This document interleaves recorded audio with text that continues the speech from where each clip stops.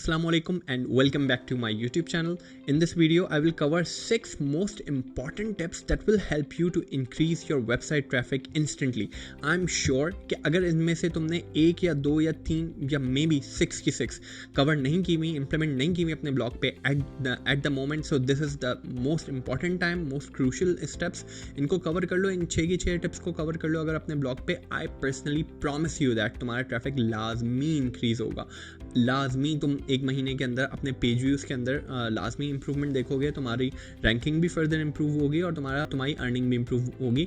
So without wasting any further time, let me get started and teach you that. सबसे पहले अपने blog के अंदर ना तुम टेबल ऑफ कंटेंट ऐड करो.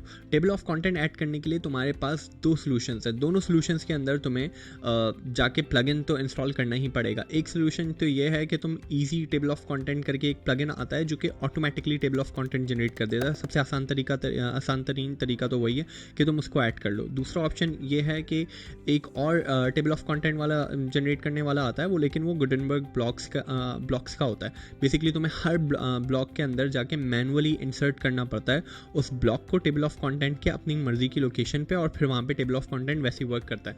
दोनों काम एक ही तरीके से करते हैं, बस एक ऑटोमेटेड है, एक मैनुअल है. एक ज़रा फास्ट लोडिंग है, एक ज़रा जावास्क्रिप्ट ऐड कर देता है, तो पेज की लोड टाइम पे फ़र्क पड़ता है.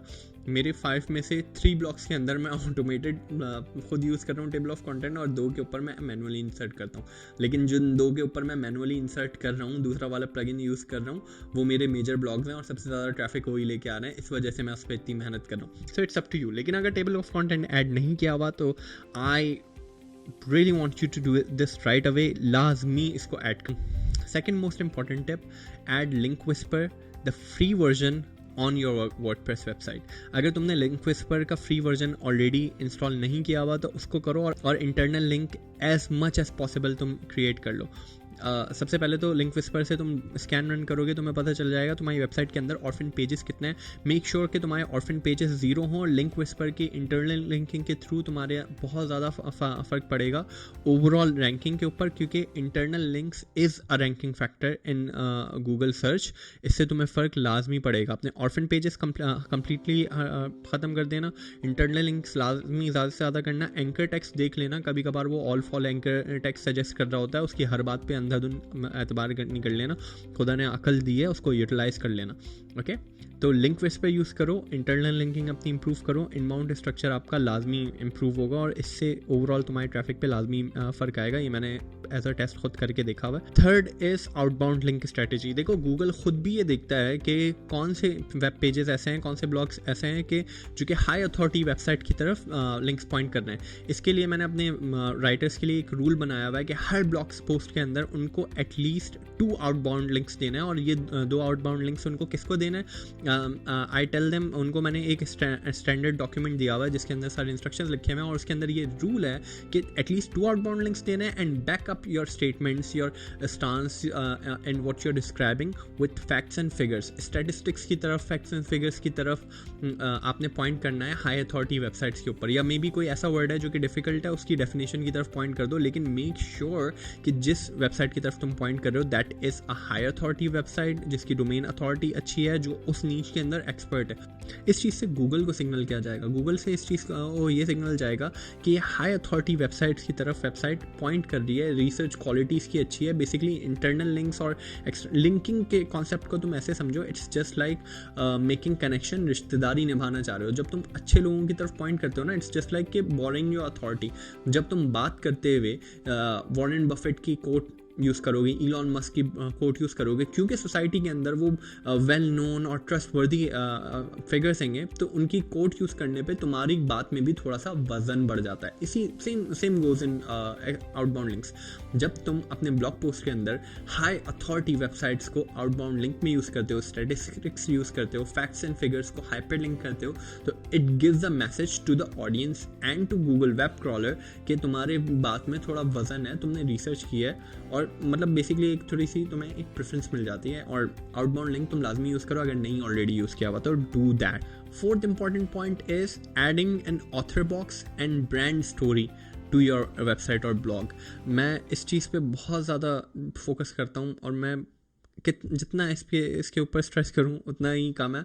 कि भाई अपने ब्लॉग के अंदर भले ही अपने साइड विजिट में कर लो या एक सिंपल ऑथर बॉक्स आता है वो प्लगइन ऐड कर लो, लेकिन ऑथर बॉक्स ऐड करो।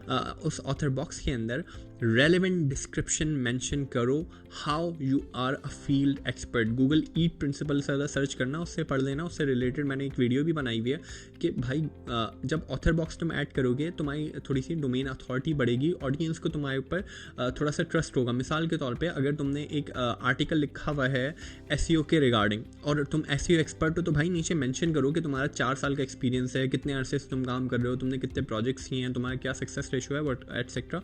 3-4 लाइनों के अंदर ऑथर बॉक्स में मेंशन करो कि what you are doing and how what makes you an authority over this topic.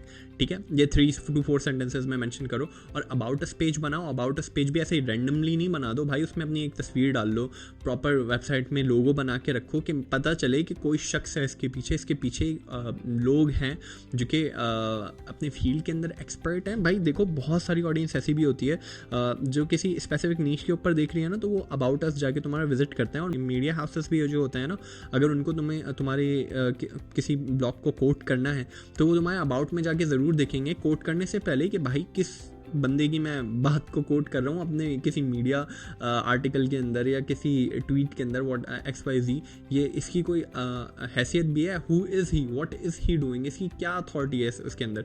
तो इससे बहुत फ़र्क पड़ता है भाई कि तुम अपनी ब्रांडिंग के ऊपर काम करो। ऑथर बैक्स ऐड करो, अपनी अबाउट अस के अंदर ब्रांड स्टोरी ऐड करो, अपनी ओरिजिनल पिक्चर्स यूज़ करो and show it to the world कि what makes you authority and what makes you your blog stand out from rest.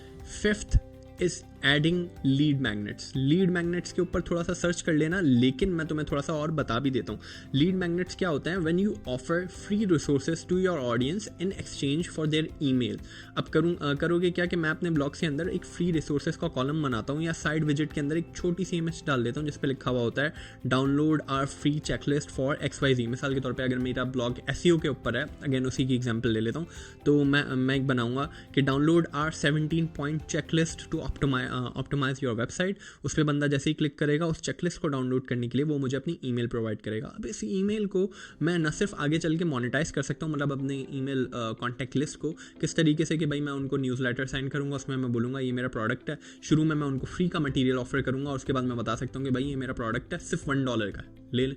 अब अगर मेरे पास 1000 लोग हैं और मेरा कन्वर्जन रेशियो है सिर्फ 100 लोगों का, 100 लोग मुझसे मेरी बात पे एतबार करके ले लेंगे और मैंने $1 लिया, तो मैं वीकली $100 एक्स्ट्रा कमा सकता हूँ अपनी वेबसाइट से। यानी महीने का $400 मैं extra stream of income add कर सकता हूँ अपने ओवरऑल वेबसाइट रेवेन्यू के अंदर। उसके अलावा क्या बेनिफिट होता है कि भाई जब नई ब्लॉग पोस्ट आती है और ऑर्गेनिक ट्रैफिक आने में थोड़ा सा टाइम होता है, तो मैं क्या करता हूँ कि न्यूज़लेटर चला के लोगों को इन्फॉर्म कर देता हूँ कि भाई this week's new post are these और ये रेलिवेंट इन्फॉर्मेशन है एंड आई फील कि this will help you out, so do check it out. तो इससे भी थोड़ा सा ट्रैफिक आ जाता है और गूगल को भी एक इंप्रेशन जाता है कि अच्छा थोड़ा सा इनिशियल बूस्ट आ रहा है, क्या है इस कंटेंट के अंदर। तो थोड़ा सा रैंकिंग के अंदर फर्दर इंप्रूवमेंट होती है जब गूगल के पास प्रीवियस डेटा आ जाता है ऑडियंस का कि this content is helpful for few people, और वो मैं ट्रैफिक अपनी ईमेल लिस्ट से लेके आ जाता हूँ। Now coming to the last and most important point, अगर तुमने रैंक मैथ ऑलरेडी सेटअप किया हुआ है और रैंक मैथ इंडेक्सिंग API का यूज़ नहीं कर रहे हो, वो यूज़ कर लो। रैंक मैथ का लाजमी सेटअप यूज़ कर लेना, दैट इज़ एक्सट्रीमली इंपॉर्टेंट, और उसको गूगल सर्च कंसोल से लाजमी लिंक कर लेना। मोस्टली लोगों ने रैंक मैथ या यूज़ किया हुआ होगा। रैंक मैथ मैं पर्सनली इस वजह से प्रेफर करता हूँ कि वो उसके फीचर ज़्यादा हैं, वो कस्टमाइजेशन ऑप्शंस मुझे ज़्यादा ऑफर करता है एज़ कम्पेयर टू यूज़, इसीलिए मैंने काफ़ी टाइम पहले यूज़ करना छोड़ दिया था। तो अगर तुमने कोई ऑप्टिमाइजेशन प्लगइन यूज़ नहीं किया हुआ तो भाई खुदा का वास्ता है रैंक मैथ यूज़ कर लो, और रैंक मैथ ऑलरेडी यूज़ कर रहे हो तो भाई इंस्टेंट इंडेक्सिंग API यूज़ करो रैंक मैथ की। वो करेगा क्या कि जैसे ही तुम्हारी वेबसाइट पे कोई नया ब्लॉग पब्लिश होगा ना, वो फॉरन गूगल को एक सिग्नल भेज देगा कि this is a new URL please submitted. Indexing में वो चला जाएगा, थोड़ा सा इंडेक्सिंग जल्दी हो जाती है। मेरे पर्सनली एक ब्लॉग के ऊपर इंडेक्सिंग नहीं हो रही थी, मैं डाले जा रहा था कंटेंट 2-3 महीने से, लेकिन ब्लॉग्स मेरे पब्लिश नहीं हो रहे थे, मतलब इंडेक्सिंग में नहीं जा रहे थे, ट्रैफिक नहीं आ रहा था उन पर। ये जब मैंने ऑब्जर्व किया 3 महीने गुजर गए थे, यानी 3 महीने का टाइम मैंने ज़ाया करा। खैर फिर मैंने रैंक मैथ इंडेक्सिंग प्लगइन उसमें इंस्टॉल किया, सेटअप किया, और उसके बाद से मेरे आर्टिकल्स अल्लाह का शुक्र है अब तक दोबारा से इंडेक्सिंग का मसला नहीं आया। So you can do the same और आपका भी इंडेक्सिंग का मसला नहीं होगा।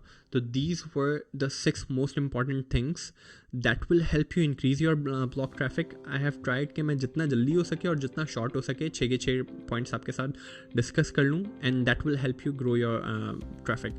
इसके अलावा अगर आपके जहन में कोई सजेशंस हैं जिस that can improve the traffic of someone's blog, तो डू कमेंट ऑन इट. अगर कोई स्पेसिफिक टॉपिक है जिसके ऊपर आप चाहते हैं कि स्पेसिफिक वीडियो होनी चाहिए, तो डू कमेंट ऑन इट.